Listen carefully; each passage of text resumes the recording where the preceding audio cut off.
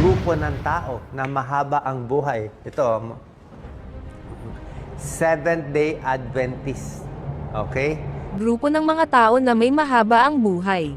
May ganun po ba? Isa lamang si Dr. Willie Ong, ang nagsiwalat sa mga natuklasan ng mga dalubhasa, kung saan pinag-aralang mabuti ang pagkakaiba, at sekreto ng mga taong ito, kung ano ang lifestyle kung bakit mahahaba ang buhay ng mga Seventh-day Adventists. Narito ang detalyadong pahayag ng Doktor ng Bayan, Dr. Willie Ong. Okay po, may bago akong ituturo sa inyo base dito sa librong to, Living to be 100 years old. Okay? So nabasa ko itong book, actually ito rin naman yung mga inaaral ko.